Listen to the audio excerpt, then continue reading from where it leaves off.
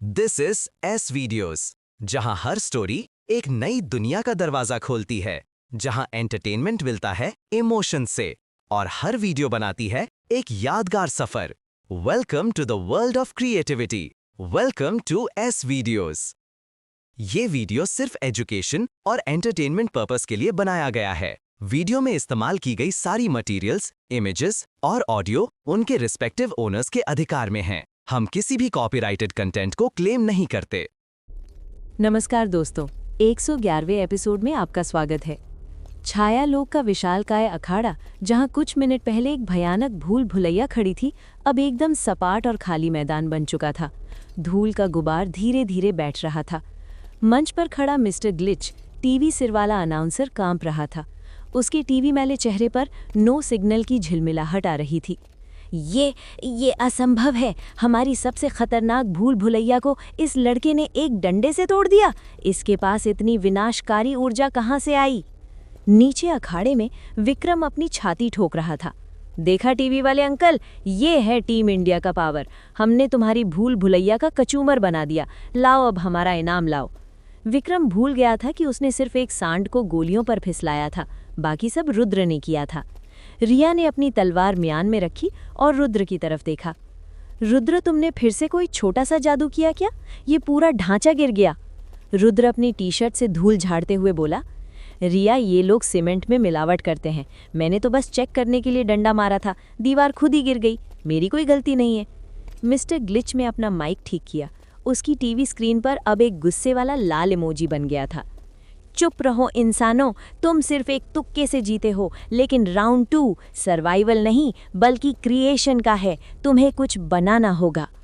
अखाड़े के बीचों बीच जमीन फटी और एक बहुत बड़ा किचन काउंटर बाहर निकला, लेकिन इस किचन के बर्तन हड्डियों के बने थे और चूल्हे में काली आग जल रही थी। और उसके पीछे एक 50 फीट ऊंचा, मोटा और भयानक राक्षस प्रकट हुआ। उसका पेट इतना बड़ा था कि वो जमीन को छू रहा था। मिस्टर ग्लिच ने कहा, राउंड 2 बकासुर का ढाबा। ये हमारा सबसे भूखा दानव है, बकासुर। तुम्हें 30 मिनट के अंदर इसे कुछ ऐसा बनाकर खिलाना है जिसे खाकर इसकी भूख मिट जाए और इसके आंखों से खुशी के आंसू आ जाएं।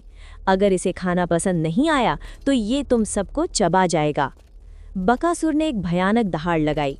मुझे भूख लगी है, खाना लाओ, वरना मैं तुम्हारे सिर का सूप बनाऊंगा। विक्रम के पसीने छूट गए। कुकिंग? रुद्र भाई, मुझे तो मैगी भी ठीक से उबालनी नहीं आती। मैं तो हमेशा पानी ज़्यादा डाल देता हूँ। हम मारे गए। जोरावर ने अपनी आग जलाई। मैं तंदूरी चिकन बना सकता हूँ, लेकिन यहाँ मुर्गियाँ कहाँ हैं? रुद्र ने किचन काउंटर की तरफ देखा। वहाँ सामग्री के नाम पर बहुत ही अजीबोगरीब चीज़ें रखी थी। लावा टमाटर, जो अंदर से खौलता हुआ लावा थे। भूतिया मिर्च, जो सच में हवा में उड़ रही थी और डरा रही थी। कंकाल आटा, जो सफ़ेद पाउडर हड्डियों के चूरे से बना था। रिया ने एक टमाटर को छुआ, उसका हाथ जल गया। ये सामग्री तो इंसानों के लिए जानलेवा है। रुद्र की आंखें इन खतरनाक चीज़ों को देखकर चमक उठीं। उसके अंदर का मास्टर शेफ जाग गया था। रिया, विक्रम, जोरावर, तुम लोग पीछे हटो। किचन में प्रोफेशनल्स को काम करने दो। रुद्र ने एक कसाई वाला एप्रन पहन लिया। उसने अपनी जेब से नागेश सांप को निकाला। नागेश, आज तुम मेरे सू शेफ हो, बर्तन तैयार करो। रुद्र ने वो कंकाल आटा लिया, उसमें अमृत का पानी मिलाया जो उसके पास एक बोतल में बचा था। रुद्र के हाथ इतनी तेज चल रहे थे कि किसी को दिखाई नहीं दे रहे थे। वो हवा में सुपर स्पीड से आटा गूंथ रहा था। थप थप थप थप थप। 10 सेकंड में उसने आटे से एकदम पतले और लंबे नूडल्स खींच लिए। अब बारी थी सूप की। रुद्र ने उड़ने वाली भूतिया मिर्च को पकड़ने के लिए हवा में छलांग लगाई। मिर्च चिल्लाई, मुझे मत काटो, मैं तुम्हें श्राप दूंगी। रुद्र ने उसे चॉपिंग बोर्ड पर रखा और अपनी काष्ठ तलवार से चॉप चॉप चॉप चॉप मिर्च के बारीक टुकड़े कर दिए। जोरावर चिल्लाया, रुद्र, ये डेथ मिर्च है। अगर बकासुर ने ये खाई तो उसका पेट फट जाएगा। रुद्र ने कहा, दानवों का पेट बहुत मोटा होता है, उन्हें देसी तड़का चाहिए। रुद्र ने कढ़ाई में लावा टमाटर, भूतिया मिर्च और अपना सीक्रेट मसाला डाला। उसने जोरावर को इशारा किया, जोरावर, फुल पावर आग लगाओ। जोरावर ने कढ़ाई के नीचे अपनी नीली आग लगा दी। छन्नननन, तड़का लगने की तेज आवाज़ और खुशबू। पूरे अखाड़े में एक ऐसी मसालेदार खुशबू फैली कि दर्शक दीर्घा में बैठे राक्षसों के मुंह में भी पानी आ गया। बकासुर की लार टपकने लगी, जिससे जमीन पर एक छोटा सा तालाब बन गया। 30 मिनट पूरे होने से ठीक 1 सेकंड पहले रुद्र ने एक विशालकाय कटोरे में स्पाइसी डेमन नूडल्स परोसे। रुद्र ने वो कटोरा बकासुर के सामने खिसका दिया। लीजिए अंकल, रुद्र स्पेशल नूडल्स, खाइए और रेटिंग दीजिए। बकासुर ने वो पूरा कटोरा उठाया और बिना चबाए सीधा अपने गले में उंडेल लिया। गप! सन्नाटा छा गया। रिया, विक्रम और जोरावर ने अपनी आंखें बंद कर ली। अब ये हमें खाएगा। बकासुर का शरीर अचानक लाल हो गया। उसके कानों से, नाक से और सिर से सीटी की तरह गर्म भाप निकलने लगी। पी! प्रेशर कुकर जैसी आवाज़। बकासुर की आंखें बाहर आ गई। वो जोर जोर से खांसने लगा। पानी, पानी! मिस्टर ग्लिच हंसा। तुमने उसे जहर दे दिया, अब वो तुम्हें मार डालेगा। बकासुर ने अपने दोनों हाथ जमीन पर पटके और अचानक उसकी आंखों से आंसुओं की धार बह निकली। वो जोर जोर से रोने लगा। उआ, उआ, ये क्या था? नूडल्स थे, पसंद नहीं आए क्या? बकासुर ने रोते हुए खुशी के आंसुओं के साथ कहा। पसंद? ये तो ब्रह्मांड का सबसे स्वादिष्ट खाना है। वो मिर्च, वो लावा, ये तो मेरी दादी के हाथ के खाने की याद दिलाता है। मैंने 10,000 सालों से इतना टेस्टी खाना नहीं खाया। मुझे एक और प्लेट चाहिए। मिस्टर ग्लिच की स्क्रीन पर एरर आ गया। क्या? बकासुर रो रहा है खुशी से?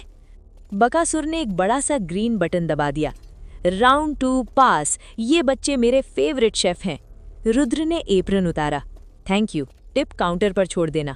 लेकिन मिस्टर ग्लिच अब अपनी हार बर्दाश्त नहीं कर पा रहा था। उसके टीवी सिर पर स्टैटिक झिलमिला रहा था। बहुत हो गया तुम्हारा खेल, अब कोई राउंड 3 नहीं होगा, अब सीधी मौत होगी। छाया टूर्नामेंट का अखाड़ा अब किसी कुकिंग शो से वापस एक डेथ मैच में बदल चुका था। अनाउंसर मिस्टर ग्लिच का टीवी सिर गुस्से से लाल हो चुका था। मिस्टर ग्लिच हवा में तैरते हुए मंच से नीचे उतरा। तुम इंसानों ने मेरे टूर्नामेंट का मजाक बना दिया है। तुमने मेरी भूल भुलैया तोड़ी। तुमने मेरे बकासुर को रुला दिया। अब मैं खुद शून्य का अवतार तुम्हें इस वर्चुअल रियलिटी में डिलीट कर दूंगा। जैसे ही मिस्टर ग्लिच जमीन पर उतरा, उसके शरीर से एक डिजिटल वायरस की तरह नीले और काले पिक्सल उड़ने लगे। उसका शरीर बड़ा होने लगा। वो एक 15 फीट का साइबर दानव बन गया। रिया ने तलवार निकाली। रुद्र, सावधान, ये वास्तविकता को हैक कर सकता है। मिस्टर ग्लिच ने अपना हाथ विक्रम की तरफ किया। Delete pants. एक नीली लेजर विक्रम पर लगी और पलक झपकते ही विक्रम की पैंट गायब हो गई। विक्रम सिर्फ अपने लाल पोल्का डॉट वाले कच्छा में खड़ा था। विक्रम चीखा, आह! मेरी इज्जत, मेरी महंगी पैंट कहाँ गई? विक्रम शर्म के मारे बैठ गया और अपने घुटने छुपाने लगा। मिस्टर ग्लिच हंसा। मैं जो चाहूं वो डिलीट कर सकता हूं। जोरावर, डिलीट, आग! एक और लेजर जोरावर पर लगी। जोरावर के हाथों की आग हमेशा के लिए म्यूट हो गई। वो लाख कोशिश कर रहा था, पर चिंगारी भी नहीं निकल रही थी। मिस्टर ग्लिच ने अब रुद्र की तरफ देखा। और अब तुम, अमर राजा, डिलीट, हथियार! ग्लिच ने अपने रुद्र के जंग लगे सरिये पर लेजर मारी। वो चाहता था कि रुद्र का हथियार गायब हो जाए। लेजर सरिये से टकराई। ब्ज़्ज़। लेकिन सरिया गायब नहीं हुआ। उल्टा उसने उस लेजर को सोख लिया और थोड़ा और चमकने लगा। मिस्टर ग्लिच की स्क्रीन पर लोडिंग का साइन आ गया। क्या? तुम्हारा हथियार डिलीट क्यों नहीं हुआ? मेरा सॉफ्टवेयर इसे हैक क्यों नहीं कर पा रहा?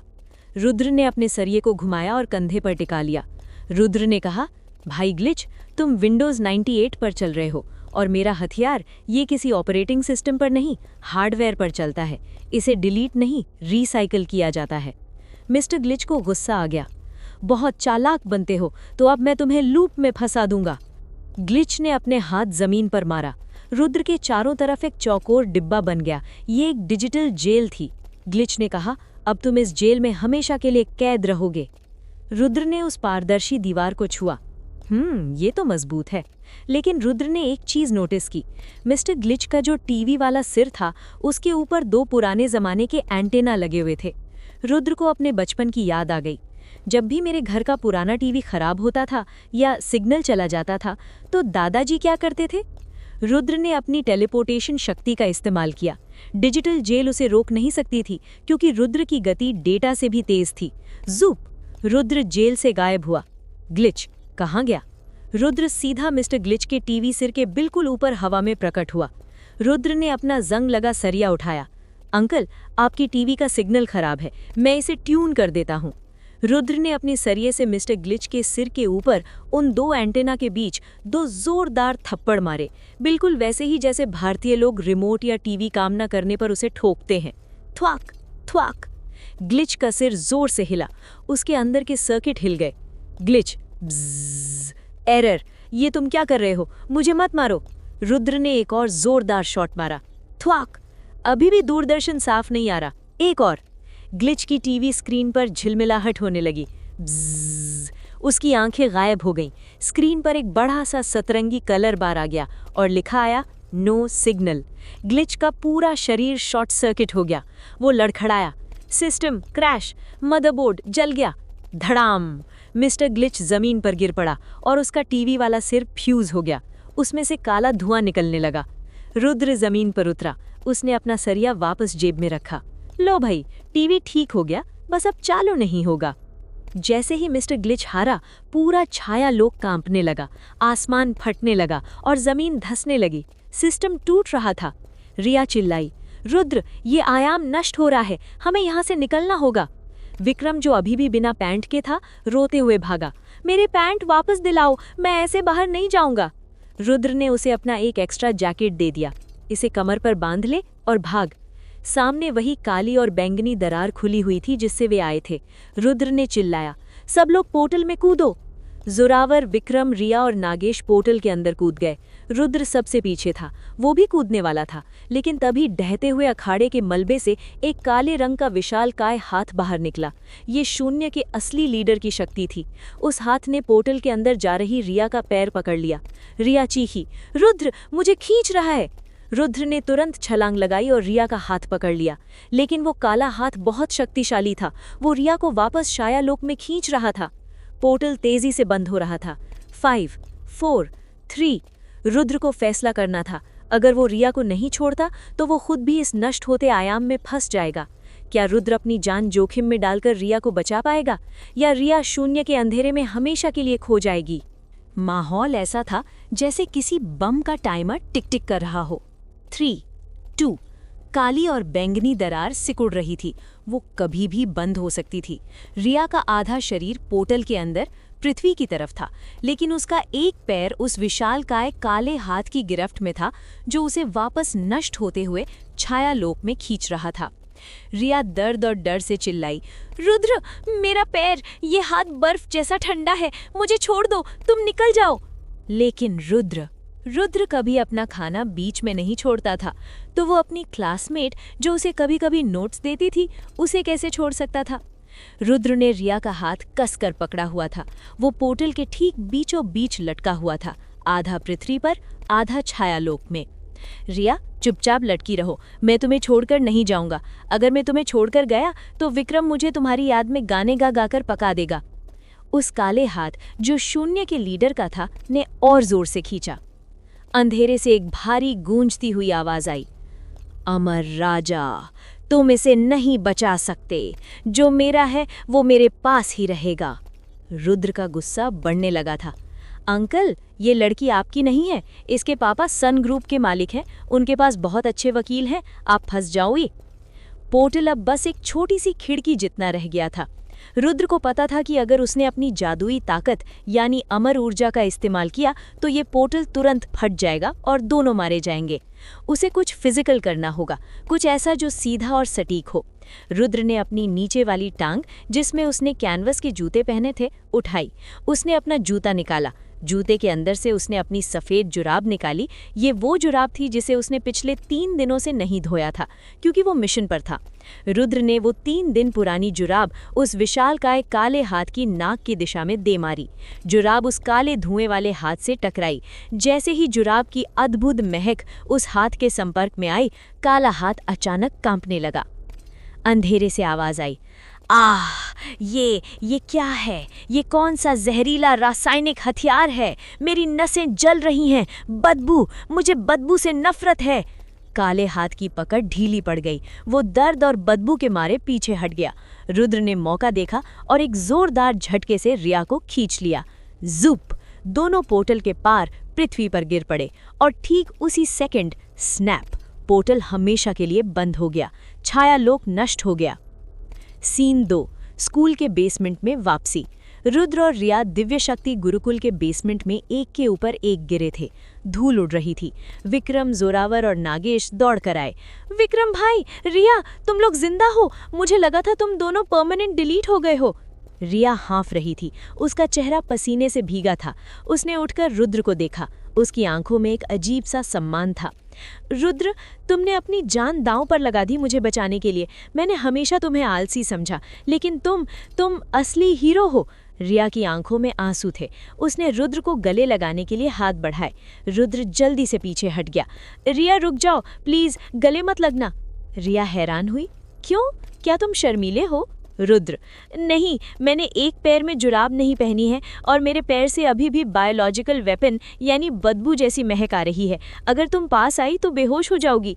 रिया का सारा इमोशनल मोमेंट खराब हो गया। उसने अपनी नाक बंद कर ली। छी रुद्र, तुम दुनिया के सबसे इडियट सुपर हीरो हो। रुद्र ने अपना जूता वापस पहना। इडियट हूँ पर जिंदा हूँ।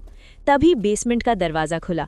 प्रिंसिपल आर्यमन और वार्डन हिडिंबा, जो अब नॉर्मल हो चुकी थी, भागते हुए अंदर आए। बच्चों, तुम लोग वापस आ गए। क्या हुआ? क्या दरार बंद हो गई? रुद्र ने अंगड़ाई ली। हाँ सर, दरार भी बंद हो गई और वो टीवी वाला अनाउंसर मिस्टर ग्लिच भी फ्यूज़ हो गया। हमारा काम खत्म। अब क्या मैं घर जा सकता हूँ? मुझे आज पनीर बटर मसाला खाना है। लेकिन आर्यमन का चेहरा अभी भी गंभीर था। रुद्र, मामला खत्म नहीं हुआ है। तुम्हारे वहां होने के दौरान बाहर दुनिया में बहुत कुछ बदल गया है। रुद्र, अब क्या हुआ? क्या टमाटर के भाव फिर बढ़ गए? आर्यमन, नहीं, जब तुमने उस काले हाथ यानी शून्य के लीडर को हराया तो उसकी ऊर्जा पृथ्वी के अलग अलग हिस्सों में बिखर गई और उस ऊर्जा ने कुछ पुरानी चीज़ों को जिंदा कर दिया है। विक्रम, पुरानी चीज़ें मतलब मम्मी या डायनासोर? आर्यमन ने एक टैबलेट निकाला और एक न्यूज़ वीडियो प्ले किया। वीडियो में दिख रहा था कि एक महानगर की सड़क पर एक बहुत बड़ी मूर्ति जिंदा होकर चल रही है। ये मूर्ति किसी इंसान की नहीं बल्कि एक लोहे के शेर की थी, जो शहर के चौराहे पर सालों से खड़ा था। अब वो शेर सड़कों पर गाड़ियों को कुचल रहा था। आर्यमन, रुद्र, शून्य की ऊर्जा ने निर्जीव चीज़ों में जान डाल दी है। मूर्ति राक्षस पूरे देश में जाग रहे हैं। और सबसे बुरी बात, आर्यमन रुके और उन्होंने रुद्र की आंखों में देखा। तुम्हारे शहर के सिटी म्यूजियम में जो महान राजा की तलवार रखी थी वो भी गायब हो गई है। रुद्र ने सिर खुजाया।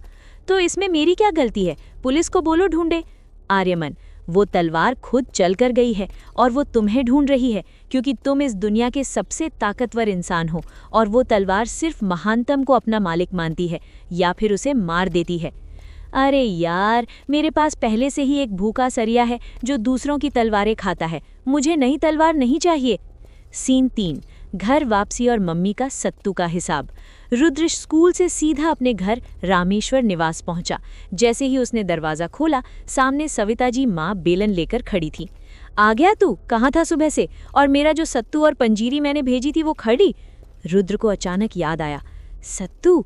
अरे बाप रे, वो डब्बा तो मैंने उसी छायालोक के अखाड़े में छोड़ दिया था। रुद्र ने डरते हुए कहा। हाँ माँ, बहुत टेस्टी था। मैंने और मेरे दोस्तों ने सब खा लिया। सविता जी ने मुस्कुराया। अच्छा, तो फिर डब्बा कहाँ है? रुद्र पसीना पोंछते हुए। वो डब्बा विक्रम ने गलती से खा लिया। उसे लगा वो भी एडिबल है। झूठ, तूने मेरा सत्तू नहीं खाया। मुझे पता है तूने बाहर का जंक फूड खाया होगा। सविता जी ने बेलन उठाया। आज तुझे सजा मिलेगी। तू मेरे साथ सब्जी मंडी चलेगा और 3 किलो आलू छांट कर लाएगा। रुद्र के लिए असुर सम्राट से लड़ना आसान था, लेकिन सब्जी मंडी में आलू छांटना ये दुनिया का सबसे बोरिंग और मुश्किल काम था। ठीक है माँ, मैं चलता हूँ। लेकिन रुद्र को नहीं पता था कि सब्जी मंडी में उसका इंतजार कोई और भी कर रहा है। शाम का समय था। शहर की आज़ाद सब्जी मंडी में पैर रखने की जगह नहीं थी। आलू ले लो, 20 रुपए किलो, टमाटर 40।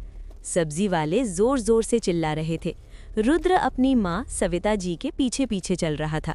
उसके दोनों हाथों में भारी भारी थैले यानी कि बैग्स थे, जिनमें लौकी, गोभी और आलू भरे हुए थे। रुद्र का चेहरा ऐसा लग रहा था जैसे वो काला पानी की सजा काट रहा हो। माँ, हो गया ना? मेरे हाथ दर्द कर रहे हैं। मेरी अमर शक्ति भी अब जवाब दे रही है।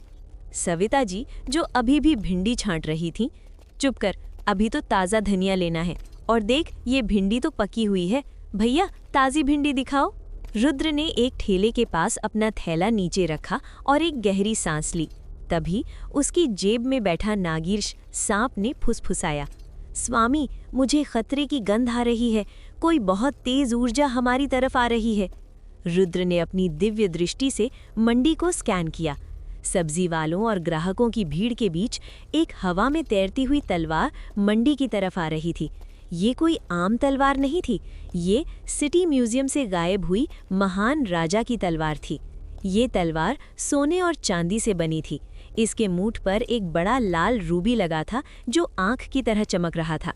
इस तलवार में शून्य की ऊर्जा घुस चुकी थी, जिससे इसे एक आत्मा मिल गई थी। तलवार हवा में वूम वूम करती हुई आगे बढ़ रही थी। लोग उसे देखकर चीखने लगे, अरे भागो, उड़ने वाली तलवार, भूत, भूतिया तलवार। मंडी में भगदड़ मच गई। सब्जियों के ठेले पलट गए। टमाटर और आलू सड़कों पर लुढ़कने लगे। सविता जी ने पीछे मुड़कर देखा, अरे ये लोग टमाटर क्यों गिरा रहे हैं? कितने महंगे हैं। सविता जी को तलवार नहीं दिखी, उन्हें बस गिरे हुए टमाटर दिख रहे थे। रुद्र ने देखा कि तलवार सीधा उसी की तरफ आ रही है। तलवार से एक आवाज गूंजी जो सीधे रुद्र के दिमाग में आई, तुम रुद्र, अमर राजा, मैंने तुम्हें ढूंढ लिया। मैं दुनिया की सबसे श्रेष्ठ तलवार हूँ। मुझे अपनाओ या फिर मेरे वार से मरो। रुद्र ने हाथ जोड़े मन में, दीदी, मुझे कोई नई तलवार नहीं चाहिए। मेरे पास पहले से ही जंग लगा सरिया है, और अगर मैंने आपको उठाया तो मेरी माँ पूछेंगी कि ये नया खिलौना कहाँ से लाया, पैसे बर्बाद किए। प्लीज़ वापस म्यूजियम चली जाओ। लेकिन तलवार बहुत जिद्दी थी। अहंकारी बालक, तुम मेरी शक्ति को ठुकरा रहे हो तो फिर मेरा क्रोध सहो। तलवार हवा में घूमी और बिजली की रफ्तार से रुद्र की छाती की तरफ बढ़ी। शूं! रुद्र के पास हथियार निकालने का समय नहीं था, क्योंकि उसके हाथ में लौकी का थैला था, लेकिन उसे हथियार की जरूरत भी नहीं थी। रुद्र ने अपने सामने रखा तरबूज का एक बड़ा सा ढेर देखा। रुद्र ने एक तरबूज उठाया और उसे हवा में तलवार के रास्ते में उछाल दिया। स्प्लैश! वो महान जादुई तलवार उस बड़े से तरबूज के ठीक बीचों बीच जाकर धंस गई। लाल रंग का तरबूज का पानी चारों तरफ बिखर गया। तलवार हवा में रुक गई। वो तरबूज से बाहर निकलने की कोशिश कर रही थी, लेकिन तरबूज का छिलका बहुत मोटा था। भिन भिन भिन, तलवार के कांपने की आवाज़। ये क्या है? मेरी महान धार एक फल में फंस गई। मुझे बाहर निकालो। रुद्र उसके पास गया। उसने तरबूज जिसमें तलवार फंसी थी उसे उठाया। मैंने कहा था ना, मुझे नहीं चाहिए। अब तुम फ्रूट सैलेड बन गई हो। तभी सविता जी वहां आ गई। रुद्र, तूने तरबूज क्यों उठाया? मैंने तो कहा था खराब है। और ये इसके अंदर क्या फंसा है? कोई लोहे का डंडा? सविता जी ने तलवार की मूठ को पकड़ा और उसे तरबूज से एक झटके में बाहर खींच लिया। प्लक! तलवार हैरान रह गई। इस औरत ने मुझे इतनी आसानी से बाहर निकाल लिया। क्या ये औरत अमर राजा से भी ज्यादा ताकतवर है? सविता जी ने उस महान तलवार को ध्यान से देखा, जिसे दुनिया के बड़े बड़े योद्धा उठा नहीं पाते थे। अरे वाह, ये तो बहुत अच्छी चाकू है। इसका डिज़ाइन भी अच्छा है और कितनी धारदार है। सविता जी ने उस तलवार से पास पड़े एक कद्दू को काटा। खच! कद्दू मक्खन की तरह 2 टुकड़ों में कट गया। सविता जी खुश हो गई। वाह, ये तो किचन के बहुत काम आएगी। रुद्र, इसे थैले में डाल ले, हम इसे घर ले जाएंगे। रुद्र का मुंह खुला रह गया। माँ, वो म्यूजियम की तलवार है, वो सब्जी काटने के लिए नहीं है। चुप कर, जो चीज़ काम आए उसे इस्तेमाल करना चाहिए। आज से ये मेरा सुपर चाकू है। तलवार, जो एक महान योद्धा चाहती थी, अब सदमे में थी। नहीं, मैं युद्ध के लिए बनी हूँ, मैं कद्दू काटने के लिए नहीं बनी। मुझे म्यूजियम वापस जाना है, मुझे बचाओ। रुद्र ने मुस्कुराते हुए कहा, मन में, सॉरी तलवार दीदी, अब आप मेरी माँ के कंट्रोल में हैं। अब आपको रोज़ लौकी, तोरी और कद्दू काटना पड़ेगा। आपका घमंड अब किचन में टूटेगा। मंडी का हंगामा शांत हुआ। सविता जी ने वो महान तलवार अपने थैले में डाली और घर की तरफ चल पड़ी। रुद्र उनके पीछे पीछे चल रहा था। लेकिन ये सिर्फ एक तलवार थी। प्रिंसिपल आर्यमन ने कहा था कि शून्य की ऊर्जा से कई चीज़ें जिंदा हुई हैं। शहर में और भी कई निर्जीव वस्तुएं जिंदा हो चुकी थीं, और अगली चीज़ जो जिंदा होने वाली थी वो रुद्र के स्कूल का विशालकाय घंटा था। अगर वो घंटा बज गया तो पूरे शहर के लोग हमेशा के लिए बहरे हो जाएंगे। क्या रुद्र उस घंटे को रोक पाएगा? और सविता जी उस महान तलवार से रात के डिनर में क्या बनाएंगी? सुबह के 7 बज रहे थे। रुद्र के घर के किचन से खचा खच खच की तेज और सटीक आवाजें आ रही थीं। रुद्र ब्रश करते हुए किचन के पास से गुजरा। उसने देखा कि उसकी माँ सविता जी चॉपिंग बोर्ड पर सब्जियां काट रही हैं और उनके हाथ में कोई आम चाकू नहीं था। वो महान राजा की तलवार, sword of the great king थी, जिस तलवार ने हजारों युद्ध जीते थे, जिस पर ड्रैगनों का खून लगा था। आज उससे आलू और टमाटर काटे जा रहे थे। सविता जी, वाह, क्या धार है इस चाकू की। टमाटर तो ऐसे कट रहा है जैसे मक्खन। मैंने अपनी सहेली पुष्पा को भी इसके बारे में बताया है। वो कह रही थी कि गाजर कसने के लिए उसे भी ऐसा ही कुछ चाहिए। तलवार की रूबी आंख से एक जादुई आंसू टपक रहा था। वो तलवार अंदर ही अंदर रो रही थी। मुझे युद्ध चाहिए, मुझे खून चाहिए, और ये औरत मुझसे प्याज कटवा कर मुझे ही रुला रही है, तलवार ने मन में सोचा। रुद्र ने मुस्कुराते हुए तलवार की तरफ देखा। मन में कहा, रो मत दीदी, भारत की माताओं के पास बड़े बड़े शूरवीरों का घमंड टूट जाता है, तुम तो फिर भी लोहे की हो। सीन 1, स्कूल में ध्वनि प्रदूषण। रुद्र स्कूल पहुंचा, लेकिन गेट के बाहर ही असरा तफरी मची हुई थी। छात्र कान पर हाथ रखे हुए बाहर की तरफ भाग रहे थे। कुछ छात्रों के कानों से हल्का खून भी आ रहा था। विक्रम ने अपने कानों में रुई के बड़े बड़े गोले ठूंस रखे थे। रुद्र, विक्रम, क्या हुआ? आज कोई सरप्राइज टेस्ट है क्या जो सब भाग रहे हैं? विक्रम जोर से चिल्लाते हुए, क्योंकि उसे खुद की आवाज नहीं आ रही थी। हैं? क्या कहा? स्कूल का घंटा पागल हो गया है। रुद्र ने अपनी दिव्य दृष्टि से स्कूल के मुख्य भवन की तरफ देखा। स्कूल की छत पर एक 100 साल पुराना कांसे का घंटा लगा था। आज उस घंटे के नीचे लोहे के मकड़ी जैसे पैर उगाए थे। वो घंटा छत पर पागलों की तरह दौड़ रहा था और अपने आप को जोर जोर से बजा रहा था। टन नन नन बोंग। उसकी आवाज इतनी भयानक थी कि हवा में सोनिक बूम बन रहे थे। स्कूल की खिड़कियों के सारे कांच टूटकर बिखर चुके थे। ये शून्य की ऊर्जा से जिंदा हुआ घंटा राक्षस था। प्रिंसिपल आर्यमन और रिया एक जादुई शील्ड के पीछे छिपे थे। रिया ने अपनी बर्फ की तलवार से उसे जमाने की कोशिश की, लेकिन घंटे की ध्वनि तरंगों ने बर्फ को हवा में ही चकनाचूर कर दिया। रिया, सर, इसकी फ्रीक्वेंसी बहुत तेज है, ये हमारे जादू को बेअसर कर रही है, घंटा राक्षस ने एक डरावनी गूंजती आवाज में कहा। गूंगा कर दूंगा, इस पूरी दुनिया को बहरा बना दूंगा, सुनो मेरे प्रलय का संगीत। टन नन नन। एक और तेज शॉकवेव आई। विक्रम के कानों की रुई उड़ गई और वो हवा में 10 फीट पीछे जाकर गिरा। मम्मी, मेरे कान बज रहे हैं, मुझे 90s के दशक के गाने सुनाई दे रहे हैं। सीन 2, विज्ञान और जुगाड़। रुद्र ने अपना सिर खुजाया। यार, ये तो बहुत डिस्टर्बिंग है। अगर मैं इसे अपने सरिये से मारूंगा तो ये और जोर से बजेगा, क्योंकि लोहा लोहे से टकराएगा। इसे चुप कराने के लिए साइंस लगानी पड़ेगी। रुद्र की जेब से नागेश, सांप, बाहर निकला। स्वामी, मुझे तो कान नहीं होते, मैं तो वाइब्रेशन महसूस करता हूँ, लेकिन ये वाइब्रेशन इतनी तेज है कि मेरी रीढ़ की हड्डी में डिस्को हो रहा है। रुद्र आगे बढ़ा। घंटा राक्षस ने रुद्र को आते देखा। एक और तुच्छ इंसान, मेरे संगीत से कोई नहीं बच सकता। घंटा राक्षस ने अपनी पूरी ताकत से रुद्र की तरफ एक सॉलिड साउंड वेव छोड़ी। ये हवा में एक पारदर्शी सुनामी की तरह दिख रही थी। रुद्र ने कोई जादुई ढाल नहीं बनाई। उसने अपने बैग से एक बड़ा सा च्युइंगम का पैकेट निकाला, बबल गम। उसने एक साथ 10 च्युइंगम मुंह में डाले और उन्हें चबाने लगा। चबा चबा चबा। रिया दूर से चिल्लाई, रुद्र, ये बबल गम खाने का समय नहीं है, भागो। ध्वनि तरंग रुद्र के बिल्कुल पास आ गई। रुद्र ने एक बहुत बड़ा बुलबुला फुलाया।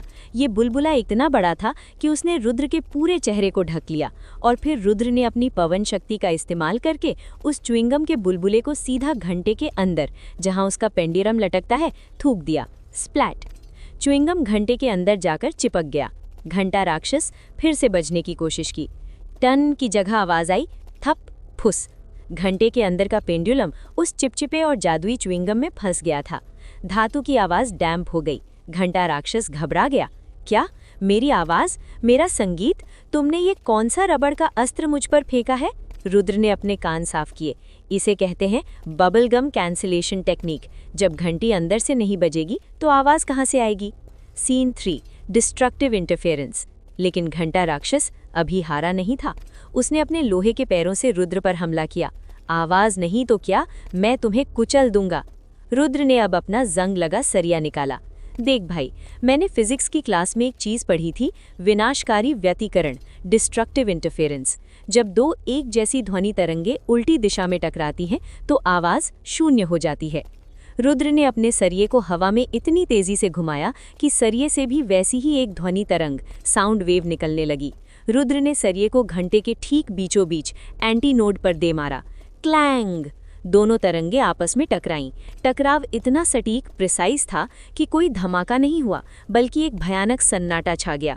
घंटा राक्षस के अंदर के अणु कांपने लगे और वो अपने ही कंपन को बर्दाश्त नहीं कर पाया। कड़क, क्रैक! घंटा राक्षस बीच से टूट गया। उसके अंदर से काली ऊर्जा निकली और आसमान में उड़ गई। बचा हुआ पीतल का घंटा सिकुड़कर एक छोटी सी टेबल बेल में बदल गया। रुद्र ने उस छोटी सी घंटी को उठाया। उसने घंटी बजाई। टिंग टिंग। परफेक्ट, इसे मैं कैंटीन में रख दूंगा, समोसा ऑर्डर करने के काम आएगी। प्रिंसिपल आर्यमन ने अपना सिर पकड़ा और बाहर आए। रुद्र, तुमने हमें बहरा होने से बचा लिया, लेकिन शून्य लगातार हमारे स्कूल पर हमले क्यों कर रहा है? तभी आसमान में एक काला पोर्टल खुला, लेकिन इस बार कोई लड़ने नहीं आया। इस बार एक वीआईपी कॉर्पोरेट अंदाज में एक आदमी सूट बूट पहनकर नीचे उतरा।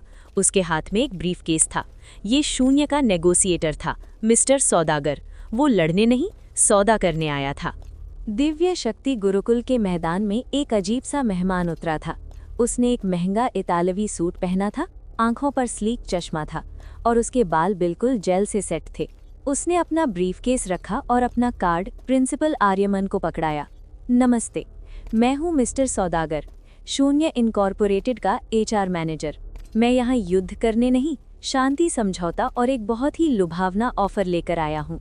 प्रिंसिपल आर्यमन ने कार्ड फाड़ दिया। हमें तुम्हारी कोई डील नहीं चाहिए। तुम लोग हमारे स्कूल को बर्बाद करना चाहते हो। मिस्टर सौदागर हंसा। उसकी हंसी बहुत ही प्रोफेशनल और ठंडी थी। आर्यमन जी, आप बीच में मत बोलिए। मेरा ऑफर आपके लिए नहीं है। मेरा ऑफर इस ब्रह्मांड के सबसे शक्तिशाली लड़के रुद्र के लिए है। सौदागर रुद्र के पास आया। रुद्र उस वक्त अपनी जेब से चिप्स निकाल रहा था। सौदागर ने अपना ब्रीफकेस खोला। अंदर पैसे या हथियार नहीं थे। अंदर एक चमकता हुआ गोल्डन कॉन्ट्रैक्ट था। Scene 1, the ultimate offer, the temptation. सौदागर ने अपनी मीठी आवाज में कहा, रुद्र, हम जानते हैं कि तुम अमर राजा हो। हम तुमसे लड़कर अपना समय बर्बाद नहीं करना चाहते। हमारे बॉस काल पाश ने तुम्हारे लिए एक शानदार ऑफर भेजा है। रुद्र, क्या ऑफर? क्या तुम लोग मुझे लाइफ टाइम फ्री स्विगी दे रहे हो? सौदागर, उससे भी बेहतर।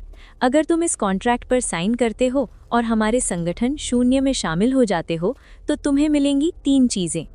दुनिया का सबसे आरामदायक 5 स्टार बिस्तर जहां तुम 100 साल तक बिना किसी अलार्म के सो सकते हो। मिशेलिन स्टार नूडल्स की अनलिमिटेड सप्लाई। तुम्हें कभी कोई होमवर्क, PTM या स्कूल का प्रोजेक्ट नहीं करना पड़ेगा। तुम जो चाहोगे वो तुम्हें बिस्तर पर मिलेगा। रुद्र की आंखें ये सुनकर पूरी तरह से फैल गईं। उसके चेहरे पर एक ऐसा लालच आ गया जो किसी दानव को देखकर भी नहीं आता। अनलिमिटेड नींद और नो होमवर्क? तुम सच कह रहे हो? रिया और विक्रम डर गए। विक्रम चिल्लाया, रुद्र भाई, नहीं, ये तुम्हें फंसा रहे हैं। तुम विलन मत बन जाना। रिया, रुद्र, अगर तुमने ये साइन किया तो पूरी दुनिया नष्ट हो जाएगी। शून्य इस दुनिया को खा जाएगा। रुद्र ने रिया की तरफ देखा। रिया, दुनिया तो वैसे भी ग्लोबल वार्मिंग से खत्म हो रही है, कम से कम मुझे शांति से सोने तो मिलेगा। रुद्र ने सौदागर के हाथ से पेन ले लिया जो खून से चलता था। सौदागर मन ही मन हंस रहा था।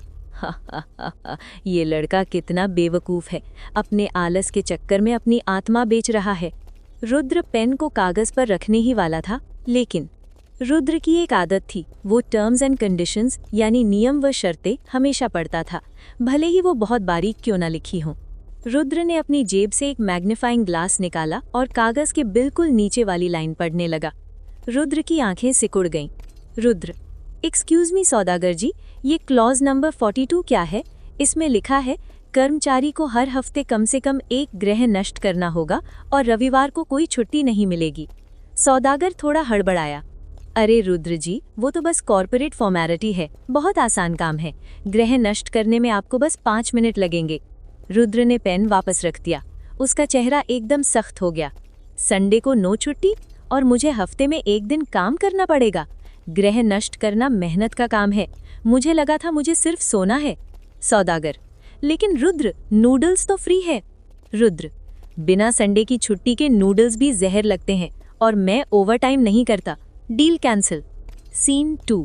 कॉन्ट्रैक्ट असुर का गुस्सा। सौदागर को गुस्सा आ गया।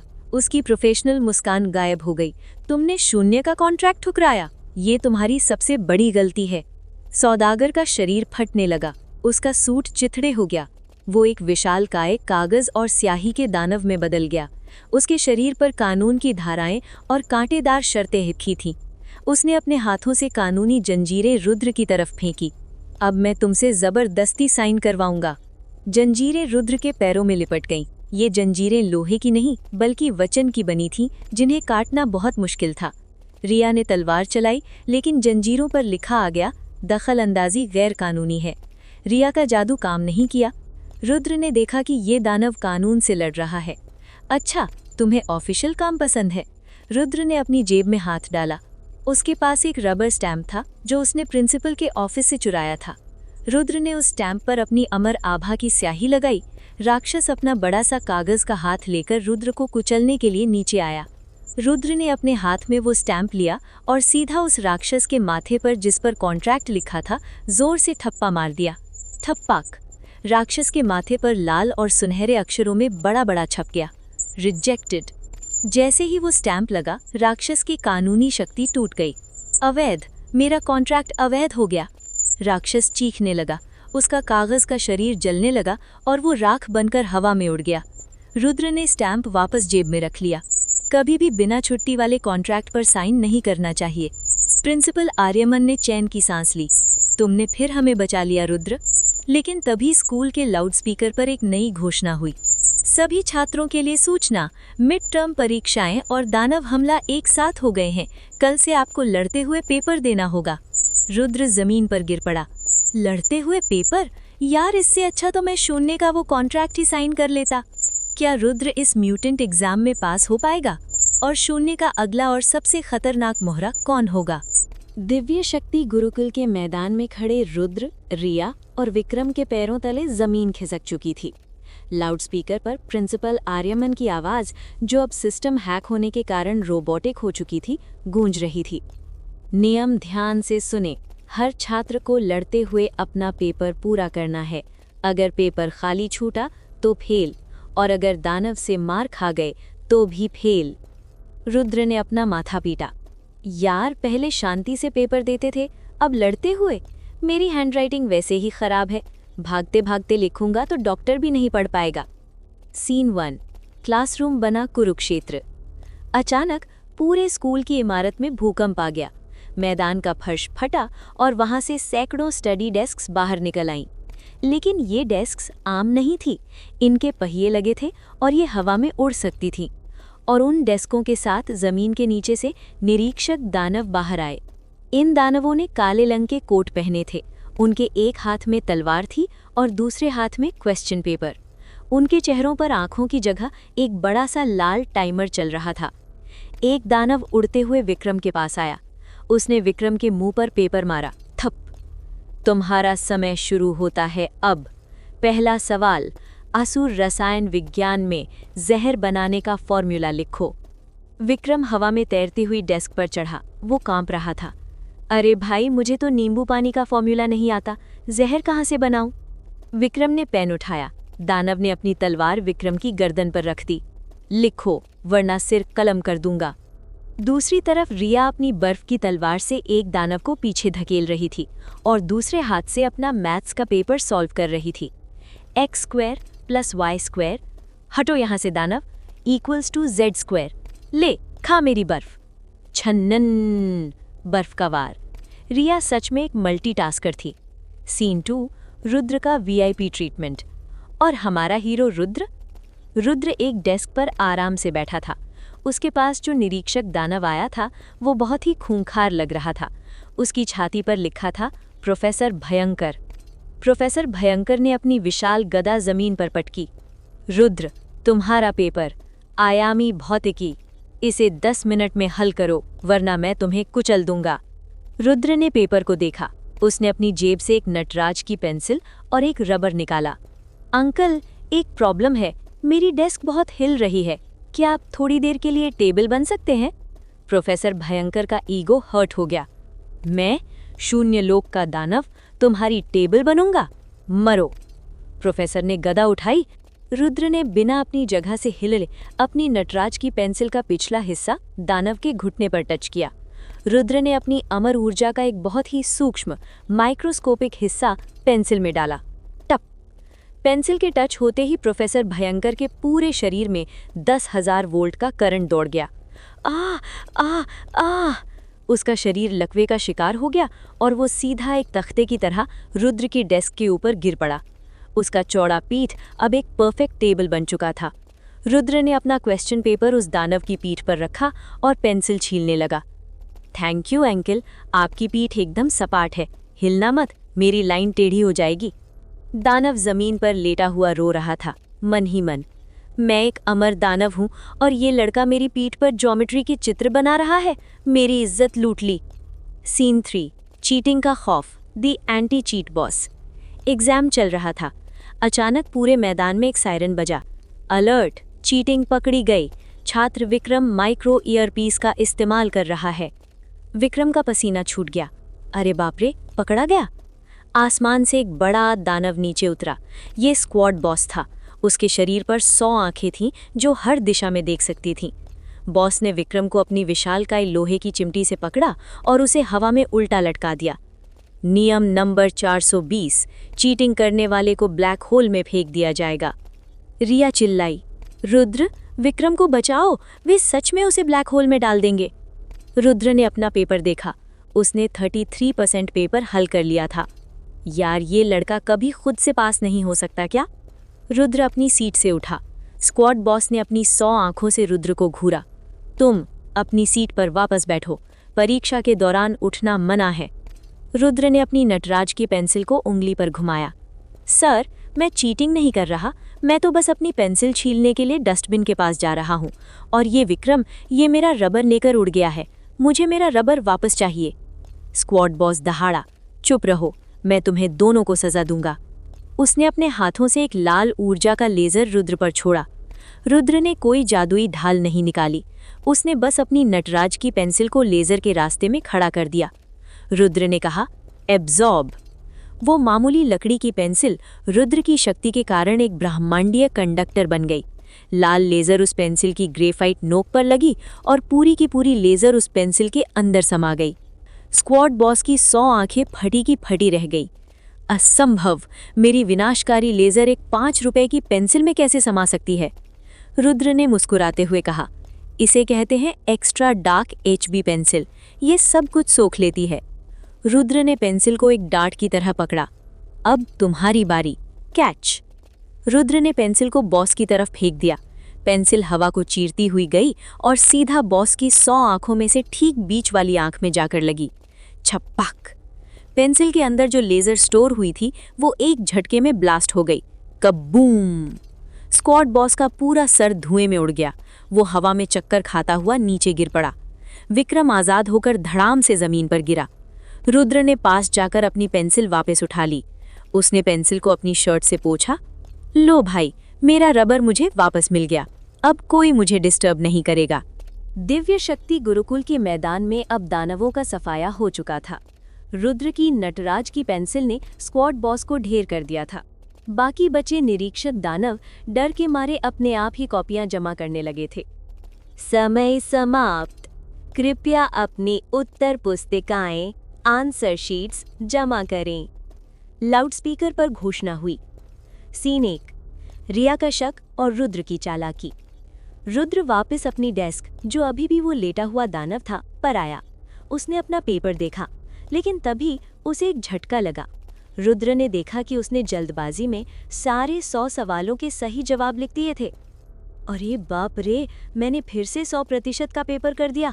अगर इस बार भी मैंने टॉप किया तो मम्मी मुझे पूरे शहर में रथ पर घुमाएंगी और मीडिया वाले मेरा खून पी जाएंगे। रुद्र को किसी भी हालत में अपने नंबर 33% यानी पासिंग मार्क्स पर लाने थे। इन्विजिलेटर दानव, जो अब कांप रहा था, कॉपियां इकट्ठा करने के लिए रुद्र की तरफ आ रहा था। सर, प्लीज अपना पेपर दे दीजिए, दानव ने इज्जत से कहा। रुद्र के पास सिर्फ 5 सेकंड थे। रुद्र ने अपनी पेंसिल के पीछे लगा हुआ इरेजर निकाला। ये रबर काफी घिस चुका था। रुद्र ने अपनी समय और स्थान की शक्ति को उस रबर में केंद्रित किया। रुद्र ने उस रबर को तेजी से रगड़ना शुरू किया, लेकिन वो सिर्फ स्याही नहीं मिटा रहा था, वो वास्तविकता को मिटा रहा था। घिस घिस घिस घिस। रुद्र ने बिजली की रफ्तार से अपने 63 सही जवाबों को मिटाकर उनकी जगह गलत और बेतुके जवाब लिख दिए। जैसे प्रश्न, गुरुत्वाकर्षण की खोज किसने की? रुद्र का नया जवाब, मेरे पड़ोसी शर्मा जी के आम के पेड़ ने। प्रश्न, सबसे तेज उड़ने वाला जादुई अस्त्र कौन सा है? रुद्र का नया जवाब, मम्मी की फ्लाइंग चप्पल। ठीक 5वें सेकंड में दानव ने रुद्र का पेपर खींच लिया। धन्यवाद सर।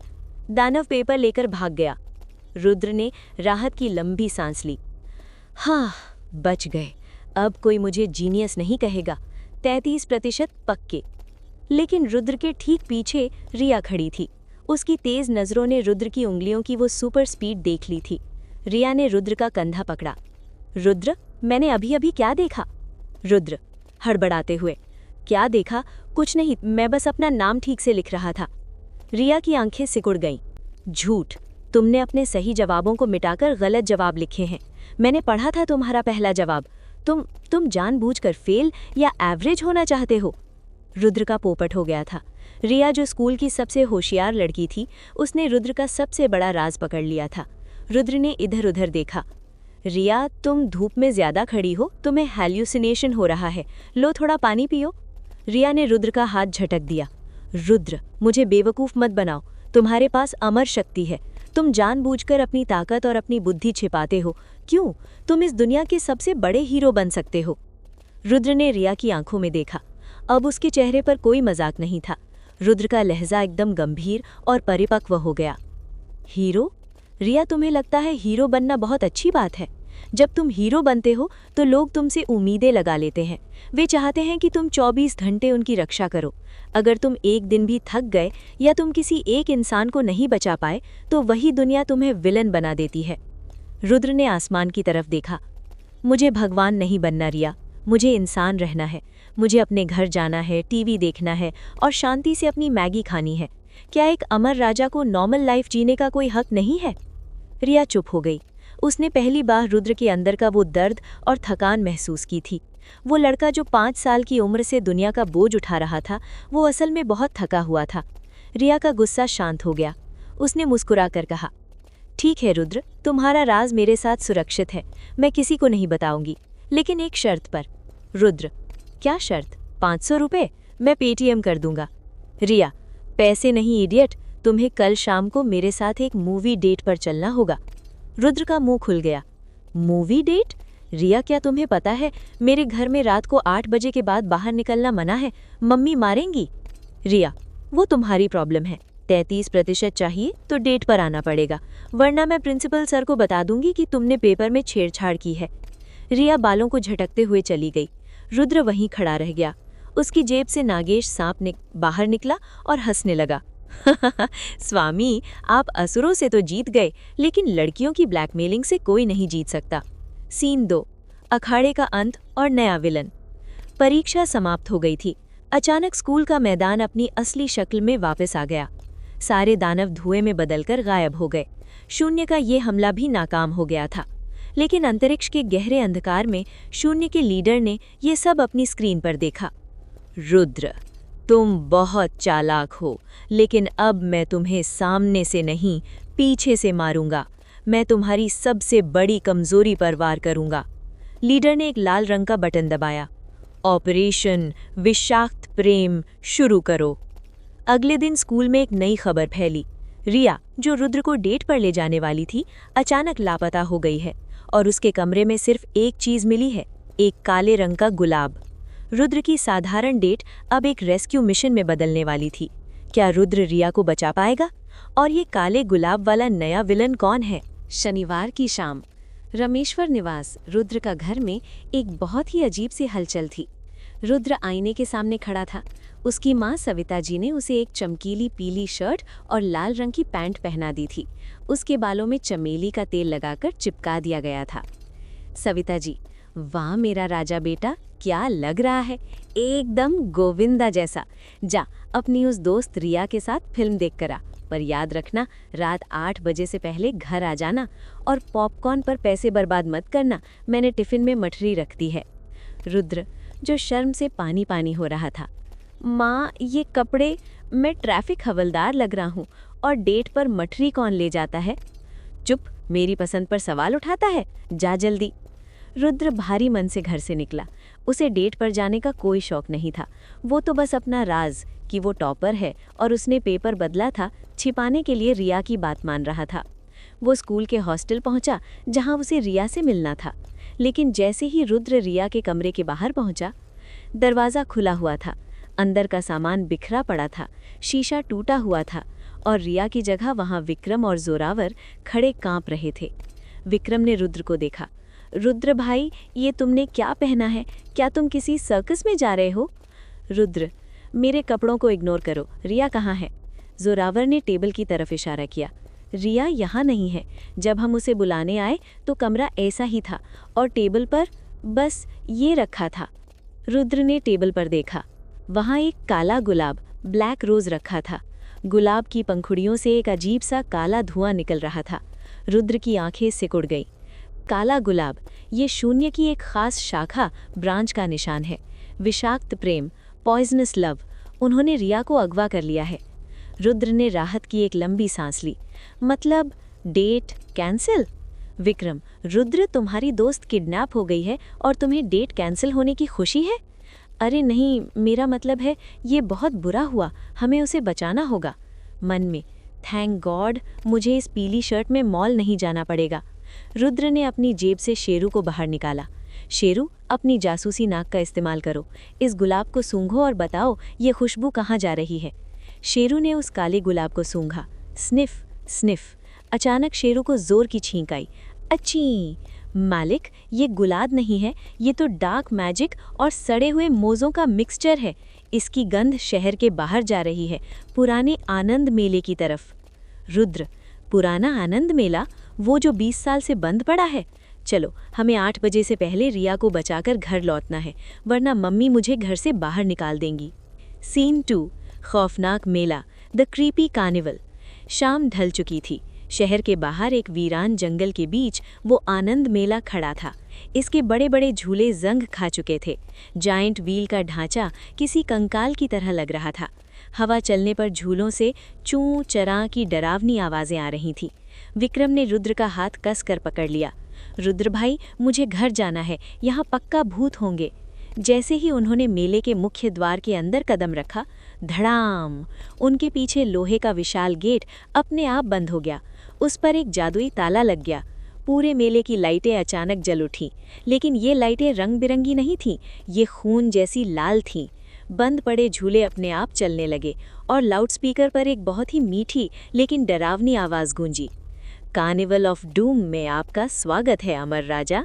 मैं हूँ काला गुलाब। क्या आपको मेरी सजावट पसंद आई? रुद्र ने अपनी पीली शर्ट की कॉलर ठीक की। सजावट तो ठीक है, लेकिन बैकग्राउंड म्यूजिक बहुत लाउड है। और रिया कहाँ है? आवाज़ हंसी। तुम्हारी सो कॉल्ड गर्लफ्रेंड मेरे पास सुरक्षित है, लेकिन उसे वापस पाने के लिए तुम्हें मेरे इस मेले के 3 झूलों का मज़ा लेना होगा। अगर तुम जिंदा बचे तो वो तुम्हारी, अगर मरे तो तुम दोनों मेरे। रुद्र, गर्लफ्रेंड नहीं है भाई, वो बस क्लासमेट है जो मुझे ब्लैकमेल कर रही थी। तुम चाहो तो उसे रख सकते हो। विक्रम ने रुद्र को कोहनी मारी। भाई ऐसा मत बोलो, वो सुन रही होगी। आवाज़, मजाक बंद करो, पहली राइड तुम्हारा इंतज़ार कर रही है। मौत के रोलर कोस्टर की तरफ बढ़ो। रुद्र ने एक गहरी सांस ली। चलो विक्रम जोरावर, लगता है आज टिकट के बिना झूलने का मौका मिलेगा। पुराने और डरावने आनंद मेले के अंदर लाल रोशनी में डूबा एक विशालकाय रोलर कोस्टर खड़ा था। इसकी पटरियां लोहे की नहीं बल्कि काली हड्डियों की बनी थीं, और ये पटरियां बादलों तक जा रही थीं, जहां से वे मुड़कर नीचे खौलते हुए लावे के कुंड में जा रही थीं। लाउडस्पीकर से काला गुलाब की आवाज़ आई। नियम बहुत सरल हैं, इस रोलर कोस्टर में बैठो। अगर तुम अंत तक पहुंच गए तो पहला राउंड पास, लेकिन ध्यान रहे रास्ते में आग के छल्ले और कटीले पेंडुलम तुम्हारा इंतजार कर रहे हैं। एक पुरानी जंग लगी ट्रेन उनके सामने आकर रुकी। विक्रम ने ट्रेन को देखा और रोने लगा। रुद्र भाई, मैं उल्टी कर दूंगा। मुझे रोलर कोस्टर से वैसे ही डर लगता है और इसमें तो सीट बेल्ट भी नहीं है। रुद्र ने विक्रम को कॉलर से पकड़ा और ट्रेन की पहली सीट पर बैठा दिया। चुपचाप बैठ, भगवान का नाम ले। रुद्र और जोरावर भी ट्रेन में बैठ गए। जैसे ही वे बैठे, जादुई जंजीरें निकली और उन्होंने तीनों को कसकर बांध दिया। रुद्र की पीली शर्ट थोड़ी दब गई। यार, शर्ट सिकुड़ जाएगी। घड़ घड़ घड़ ट्रेन धीरे धीरे ऊपर की तरफ चढ़ने लगी। जैसे जैसे वे ऊपर जा रहे थे, जमीन दूर होती जा रही थी। जोरावर ने अपनी आग जलाने की कोशिश की। मैं इन जंजीरों को पिघला दूंगा। लेकिन इस जगह पर एंटी मैजिक फील्ड लगा हुआ था। जोरावर की आग काम नहीं कर रही थी। जोरावर, धत, मेरी शक्तियां काम नहीं कर रही हैं। ट्रेन सबसे ऊंचे बिंदु पर पहुंच गई। नीचे सिर्फ मौत का कुआं दिख रहा था। रुद्र ने उबासी ली। नज़ारा अच्छा है, यहाँ से मेरा घर दिख रहा है। और फिर शुम, ट्रेन 500 किलोमीटर प्रति घंटे की रफ्तार से नीचे गिरी। सीन 1, हवा में चीखें, the ride of terror. Vikram की चीख ने साउंड बैरियर तोड़ दिया। मम्मी, मुझे बचाओ, मैं कभी समोसा नहीं चुराऊंगा। विक्रम का चेहरा हवा के दबाव से पिचक गया था। ट्रेन एक गोल लूप में घूमी। वे सब उल्टे हो गए। सामने हवा में आग के छल्ले जल रहे थे। अगर ट्रेन उनके बीच से गुजरी तो वे सब जलकर कोयला हो जाएंगे। जोरावर चिल्लाया, रुद्र, आग आ रही है, हम भुन जाएंगे। रुद्र, जो बिल्कुल शांत बैठा था और हवा के मजे ले रहा था, ने कहा, चिंता मत करो, मेरे पास जुगाड़ है। रुद्र ने अपने सिर पर पहनी हुई मंकी कैप, जो उसने ठंड से बचने के लिए अंदर रखी थी, निकाली और उसे एक जादुई पैराशूट की तरह खोल दिया, अपनी अमर शक्ति का हल्का सा इस्तेमाल करके। कैप ने एक शील्ड का काम किया और आग की लपटें उनके ऊपर से निकल गईं। लेकिन मुसीबत अभी खत्म नहीं हुई थी। ट्रेन अभी सीधे ढलान की तरफ बढ़ रही थी और नीचे एक विशालकाय कटीला पेंडुलम झूल रहा था। वो ठीक ट्रेन के रास्ते में था। काला गुलाब लाउडस्पीकर पर, हा, अब कैसे बचोगे? तुम्हारी ट्रेन उस पेंडुलम से टकराएगी और तुम सब टुकड़ों में बंट जाओगे। सीन 2, रुद्र का हैंड ब्रेक। ट्रेन तेजी से पेंडुलम की तरफ बढ़ रही थी। टकराने में सिर्फ 5 सेकंड बाकी थे। 5, 4, विक्रम बेहोश हो चुका था। रुद्र ने देखा कि ट्रेन में कोई ब्रेक नहीं है। यार, ये शून्य वाले सेफ्टी स्टैंडर्ड्स फॉलो नहीं करते। रुद्र ने अपने दाहिने हाथ की जंजीर को अपनी शारीरिक ताकत से एक झटके से तोड़ दिया। चटैक! रुद्र ने अपना दाहिना हाथ ट्रेन के बाहर निकाला और नीचे की काली पटरियों को कसकर पकड़ लिया। जी हाँ, नंगे हाथों से। स्क्रीच! लोहे पर लोहे के रगड़ने की भयानक आवाज। रुद्र की हथेली और पटरियों के बीच भयंकर घर्षण पैदा हुआ। चिंगारियां उड़ने लगीं, जैसे कोई वेल्डिंग कर रहा हो। रुद्र की अमर त्वचा इतनी सख्त थी कि पटरियां छिलने लगीं, लेकिन रुद्र के हाथ पर खरोंच तक नहीं आई। रुद्र ने पूरी ताकत से ट्रेन को पीछे की तरफ खींचा। रुक जा भाई, स्टेशन आ गया। ट्रेन के पहियों से धुआं निकलने लगा। पेंडुलम से टकराने से ठीक 1 इंच पहले, थड़, ट्रेन झटके से रुक गई। विक्रम, जो होश में आ गया था, झटके से आगे गिरा। क्या हम मर गए? क्या ये नर्क है? जोरावर, नहीं बेवकूफ, रुद्र ने ट्रेन रोक दी अपने नंगे हाथों से। काला गुलाब हकलाने लगा। ये क्या था? तुमने बिना जादू के 500 की स्पीड से आ रही ट्रेन को हाथों से रोक दिया? तुम इंसान नहीं हो। रुद्र ने अपने हाथ झाड़े। भाई, मेरे घर में जब बजाज का स्कूटर स्टार्ट नहीं होता तो मैं उसे हाथों से ही रोकता और चलाता हूँ। यही ट्रेन तो कुछ भी नहीं। रुद्र ने जंजीरें तोड़ी और ट्रेन से नीचे उतर गया। चलो, पहला राउंड क्लियर, अब दूसरा क्या है? सीन 3, रेत की घड़ी, the hourglass of death. वे रोलर कोस्टर से उतरकर मेले के बीचों बीच पहुंचे। वहां का नज़ारा देखकर उनके होश उड़ गए। मैदान के बीच में एक विशालकाय कांच की रेत की घड़ी रखी थी और उसके निचले हिस्से में रिया बंद थी। रिया के हाथ पैर बंधे हुए थे और वे बेहोश लग रही थी। ऊपर के हिस्से से बहुत तेजी से काली रेत नीचे गिर रही थी। रेत रिया के घुटनों तक आ चुकी थी। तभी हवा में एक परछाई प्रकट हुई। ये काला गुलाब था। उसने काले रंग का जादूगर वाला सूट पहना था और उसके चेहरे पर एक आधा नकाब था। काला गुलाब ने ताली बजाई, क्लैप क्लैप। बहुत अच्छे रुद्र, लेकिन अब समय खत्म हो रहा है। इस रेत की घड़ी में अंधकार की रेत है। जैसे ही ये रेत रिया के सिर तक पहुंचेगी, वो हमेशा के लिए एक पत्थर की मूर्ति बन जाएगी। रुद्र ने अपनी घड़ी देखी। शाम के 7:30 बज रहे थे। अरे यार, आधा घंटा बचा है 8 बजने में। अगर मैं 8 बजे तक घर नहीं पहुंचा तो मम्मी मुझे घर से निकाल देंगी। काला गुलाब हंसा, हा हा हा, तुम्हें घर की पड़ी है। यहाँ तुम्हारी दोस्त मरने वाली है। अगर तुम्हें उसे बचाना है तो तुम्हें मेरे भ्रम जाल को तोड़ना होगा, जो नामुमकिन है। रुद्र ने अपना जंग लगा सरिया निकाला। नामुमकिन? मेरे लिए सिर्फ एक ही चीज नामुमकिन है, लौकी की सब्जी को शौक से खाना। तेरी ये कांच की बोतल तो मैं अभी फोड़ता हूँ। रुद्र ने सरिया हवा में उठाया और रेत की घड़ी की तरफ दौड़ा। क्या रुद्र की शारीरिक ताकत इस जादुई कांच को तोड़ पाएगी, या काला गुलाब का भ्रम जाल रुद्र को फंसा लेगा? और क्या रुद्र 8 बजे से पहले घर पहुंच पाएगा? जानने के लिए सुनते रहिए अमर राजा की साधारण जिंदगी का अगला एपिसोड। अगर आपको ये वीडियो पसंद आई हो तो लाइक ज़रूर करें और ऐसी ही दमदार कहानियों के लिए एस वीडियोस चैनल को सब्सक्राइब करें। मिलते हैं अगली वीडियो में एक नई और ज़बरदस्त कहानी के साथ।